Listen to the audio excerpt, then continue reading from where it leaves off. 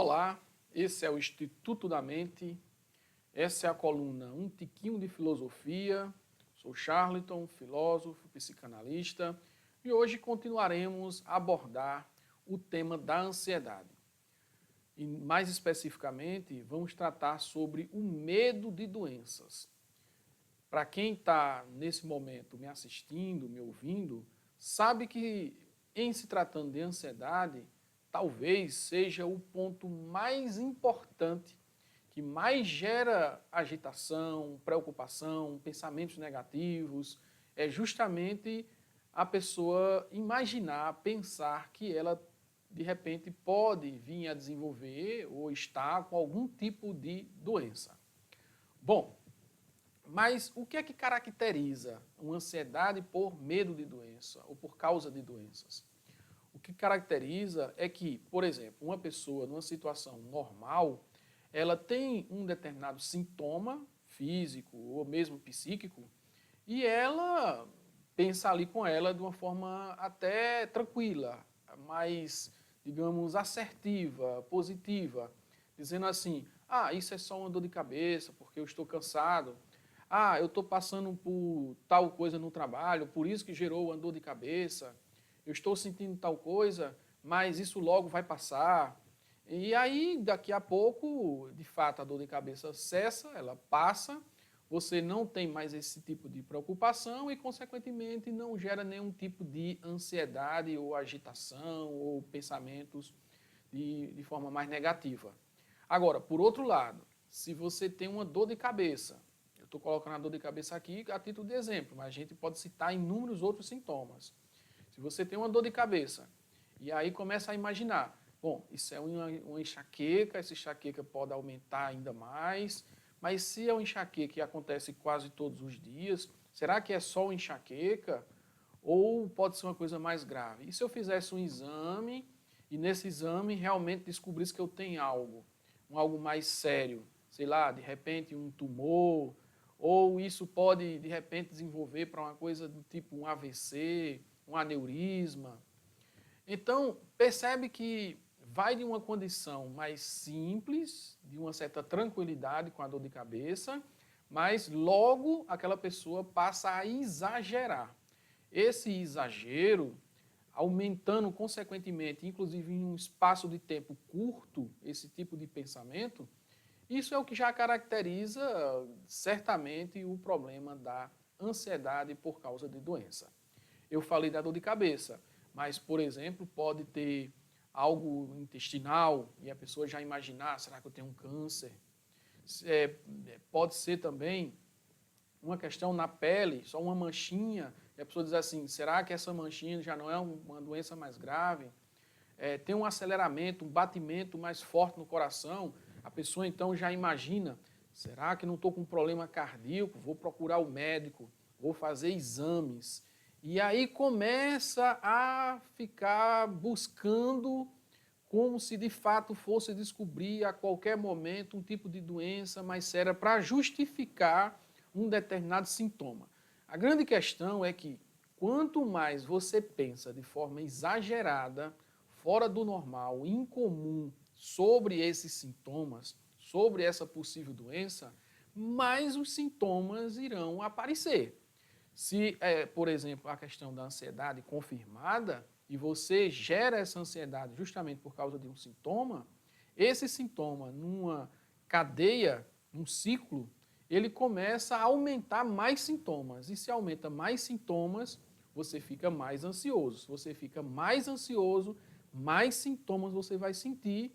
E aí pode acontecer o que a gente chama de até uma síndrome do pânico. Você fica realmente muito agitado, muito preocupado, numa tensão em que não consegue mais controlar seus pensamentos, não consegue mais controlar seus sintomas, não consegue se tranquilizar, atrapalha a sua vida, atrapalha o seu cotidiano, atrapalha inclusive os relacionamentos, atrapalha a sua fala, atrapalha o raciocínio.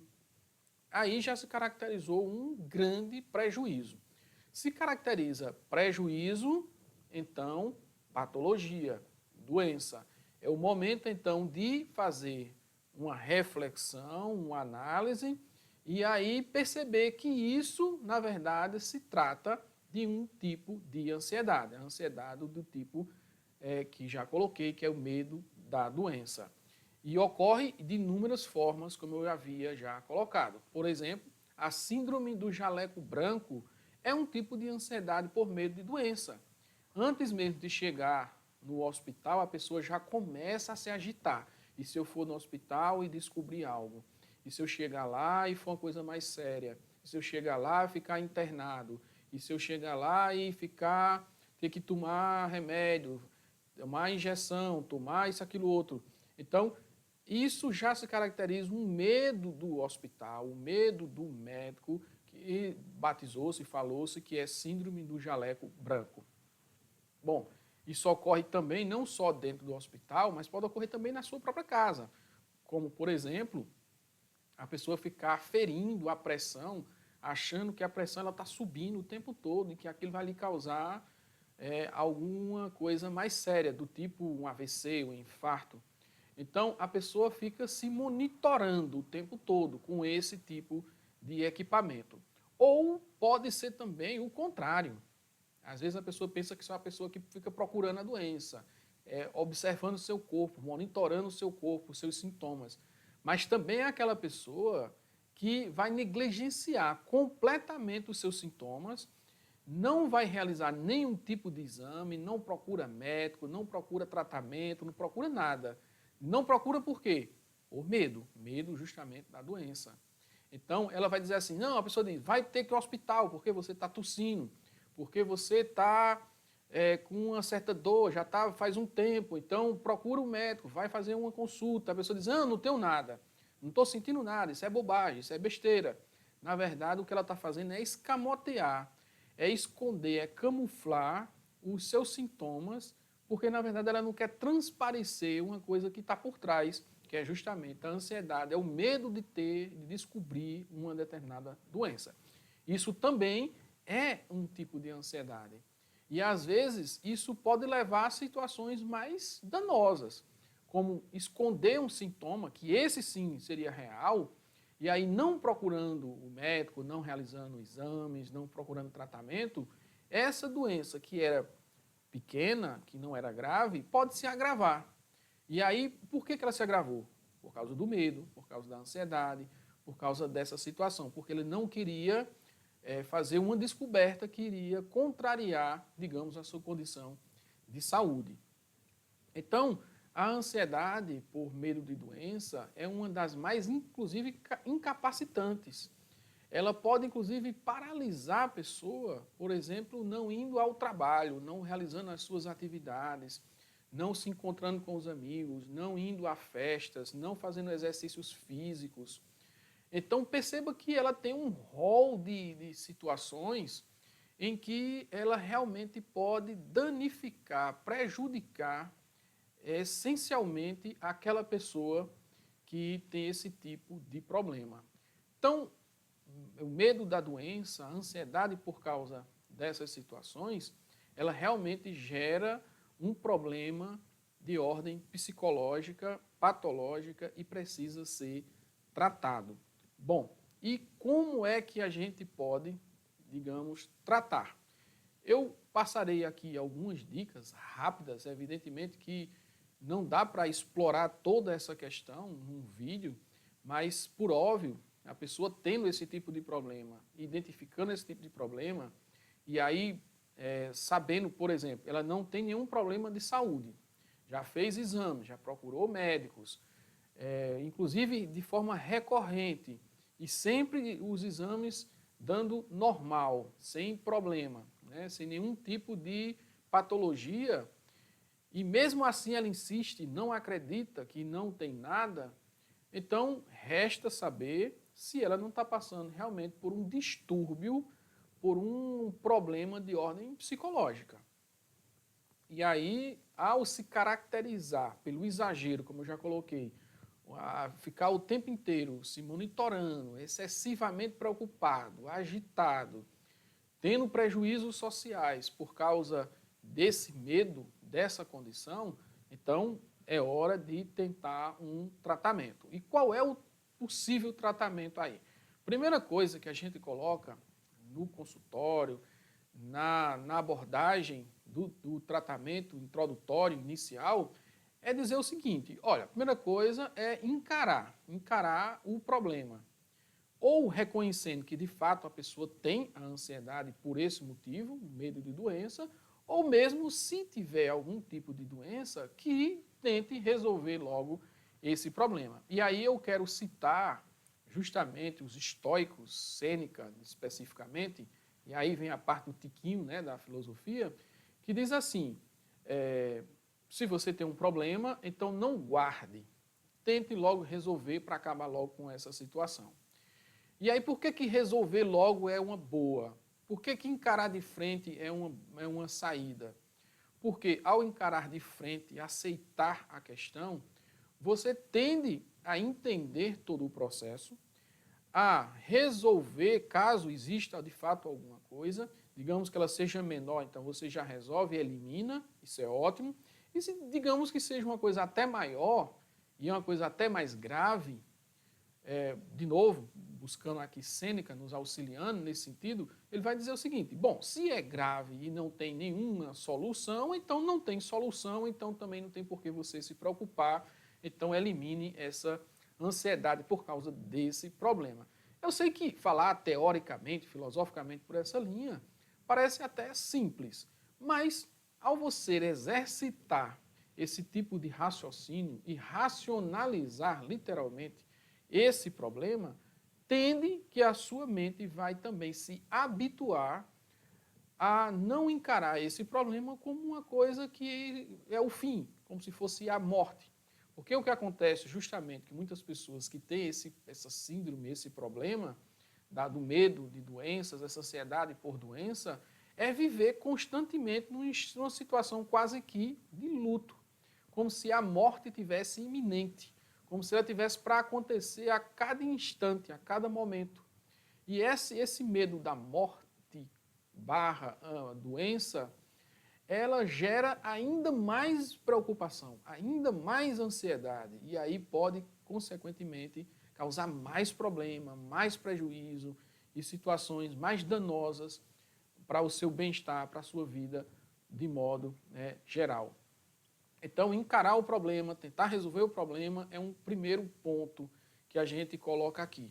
Bom, um outro ponto que é importante a gente também está citando e falando dentro desse processo de tratamento é se questionar mesmo. Veja, se você fez exames, se os médicos disseram que o seu coração está novo, não há nenhum tipo de problema, você fez eletro, você fez esteira, você fez ecocardiograma, você fez, enfim, quase que todos os exames relacionados ao coração. E um médico especialista está dizendo, não há nada aqui. Mas mesmo assim você fica tentando encontrar algo. Por quê? Porque a adrenalina, a cortisol, a ansiedade está gerando uma disparada no coração, o coração está acelerado por isso, está sentindo dores, e aí são tensões musculares ao redor do peito, a falta de ar, né, cansaço, tremedeira, fraqueza, insônia, enfim, todos esses tipos de sintomas que a ansiedade gera por causa do cortisol e adrenalina. Então, você tem que questionar. Bom, mas eu fiz os exames. Eu realmente, assim, passei por, inclusive, mais de um médico, peguei segunda opinião, fiz mais de um exame, repeti o exame e está tudo normal. Então, é real o que eu estou sentindo? É a pergunta que você tem que fazer incessantemente quando esse tipo de ansiedade vier. É normal o que eu estou sentindo? Ou é apenas algo que, a partir da própria ansiedade, aumenta os meus sintomas, eu monitoro e, consequentemente, aumenta o meu problema ansioso e também os meus sintomas físicos, que é a psicossomática, né? Então, você tem que se questionar. Questionando, você também vai habituar a sua mente a diminuir essa tensão, porque racionalizando pelos questionamentos, pelo perguntar por que eu tenho realmente isso, ao fazer isso, a sua mente tende a entender, procurar caminhos de forma mais lógica, que faça mais sentido, e aí o que pode acontecer justamente é a diminuição da tensão e aí você tende a também melhorar bastante nesse sentido. Bom, dentro desse processo também, o que ocorre muito é aquilo que a gente já falou, né? Mentes rígidas, pensamentos exagerados. E dentro dos pensamentos exagerados, mentes rígidas, existe o pensamento negativo. Então, tudo que ocorre, você já leva para a questão da catástrofe. A gente já falou sobre isso anteriormente. Então, é pensar também de forma agora positiva. Não levar para o aspecto sempre negativo. Ah, dor de cabeça, AVC. Ah, dor, então quer dizer que eu tenho um tumor. Sei lá. Então, sempre exagerado, como já foi colocado, mente rígida, não, se é isso, então deve ser isso mesmo, e eu não mudo meu pensamento, mesmo que o médico me diga, mente rígida, ou então catastrófico, né? De novo, a catástrofe. E a catástrofe leva ao pensamento negativo. Então, quando você perceber que esses pensamentos intrusivos, essa negatividade, esse tipo de pensamento exagerado, junto com os sintomas estão chegando, então você já tentar identificar que isso faz parte de uma sabotagem da sua própria mente para te levar a essa condição justamente dos pensamentos negativos. Então, o que é que você faz? Desviar o foco, tentar pensar de forma positiva, fazer algo que lhe tire daquela condição, mostrar para você mesmo que você consegue fazer, realizar uma atividade porque você não está doente e ao realizar ela, isso prova para você mesmo que de fato não estava e então tende a pensar positivo. Está vendo aí? Eu não estava. Então, vou continuar fazendo e se movimentar, né? Claro, isso, de novo, depois de constatado, exame, médico, tudo, realmente está tudo tranquilo, tudo normal, então se movimenta, vai conversar, vai fazer atividade física, vai assistir algo, vai trabalhar, enfim, vai fazer alguma coisa. O importante é você não ficar no ciclo vicioso do pensamento exagerado, do pensamento negativo, em que vai te levar para uma condição incapacitante, uma condição do medo, uma condição do pânico. Se chegar a esse estágio, você, de fato, vai ficar numa situação muito séria, numa crise muito forte, que pode, claro, evoluir para outros problemas de saúde psíquica, até mesmo para uma possível depressão, onde a pessoa acredita de forma absoluta que ele não tem mais jeito, que a vida levou para uma doença desse tipo, que na verdade ele tem uma doença e não foi descoberta, e que essa doença vai levar consequente à morte, ele então já está vivendo a morte, está no luto, está na melancolia, está na depressão. Então, é muito importante que a pessoa continue, não pare.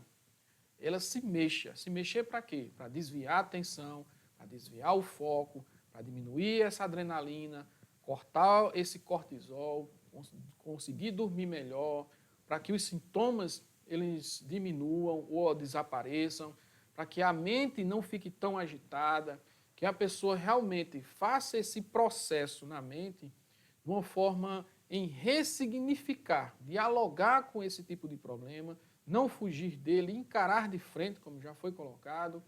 E esse diálogo, esse encarar de frente, tentando eliminar os problemas, diminuindo todas essas tensões, esses pensamentos agitados, essa ansiedade, certamente, ela tenderá a diminuir. Como é que, assim, ela pode desaparecer completamente e até a gente falar em cura? Ela só vai, de fato, desaparecer e talvez até você se curar quando você mudar a chave na sua mente em que todas as vezes que vier algo nesse sentido, de um sintoma no corpo, algo que represente uma suposta ameaça, em vez de você encarar ela como um fim, você encara ela como um meio. Ah, já que é dessa forma, então vamos ver o que é que eu posso fazer, vou tratar, vou ver se realmente é isso, e se não for, vou continuar a minha vida. Então ela é meio e não fim. Então, é inverter essa chave. Se você inverter, se você conseguir fazer isso, reprogramar a sua mente, ressignificar a sua mente, tem vários nomes, né? Então, você de fato vai estar se livrando desse problema. Bom, Como eu falei, isso é apenas uma fala, uma conversa, é um tiquinho só aqui de reflexão, de pensamento, de filosofia, de psicanálise, mas não é propriamente o tratamento, é apenas para tentar te ajudar de alguma forma. E aí eu espero ter conseguido fazer isso e até a próxima, se Deus quiser, a gente continuar trabalhando sobre essa temática. Tchau.